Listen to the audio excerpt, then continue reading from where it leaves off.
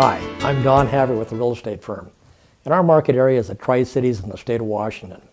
When it becomes time to prepare an offer on the home of your choice, you want to make sure that your rights are being protected by using the appropriate contingencies in your offer. Among the most important contingencies is the inspection contingency or an addendum. Most agents in the state of Washington use the Northwest Multiple Listing Form 35 for this purpose. But before getting into the mechanics of an inspection contingency, one has to ask the basic question whether or not an inspection is required at all or even recommended. My standard answer is yes in most cases. This even includes new construction. What I found over the years is that city and county inspectors normally spot check for code items, but do not check 100% to make sure everything is in fact working order. In past years, home inspectors representing our clients have discovered reverse polarity in the wiring system, reverse hot and cold water outlets, missing insulation in the attic. In one case, the sewer line was not connected. Sometimes substandard workmanship is identified as well. It just makes good sense to have a professional inspect the property prior to closing. And I'd like to emphasize, use a professional. You may know someone who has some kind of construction background, but that does not make them qualified to become a home inspector. What I found is that even general contractors who have a high degree of technical expertise will use a home inspector to inspect the properties they intend to purchase. Now, the inspection contingency is designed to protect the interests of the buyer and is conditioned upon the buyer's subjective satisfaction. This subjective satisfaction standard places the buyer in full control.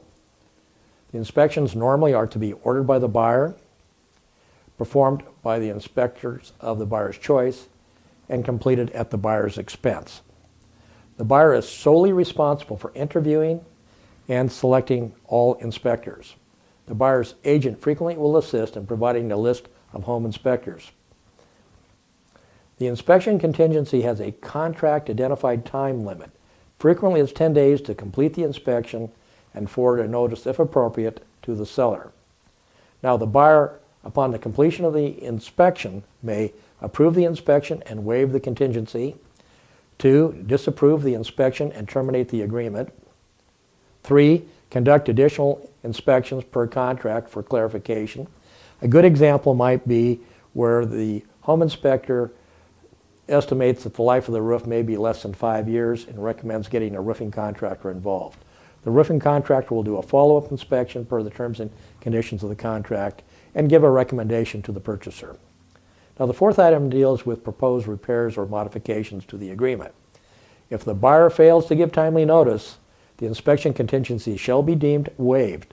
So it's very important for a home purchaser to make sure that they watch the timelines and stay within those timelines.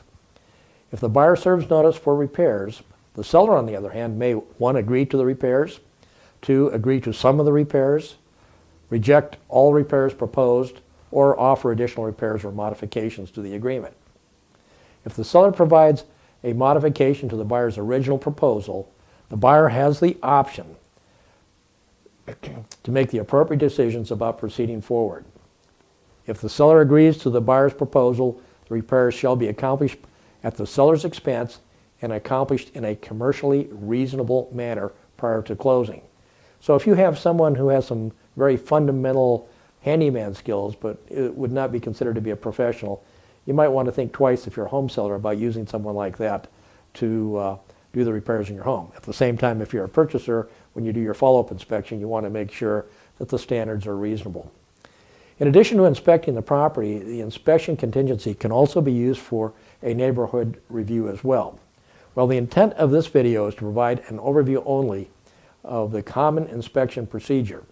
Every real estate transaction is a unique situation. Your real estate professional can complete standardized forms for your use. For legal advice, always consult your attorney.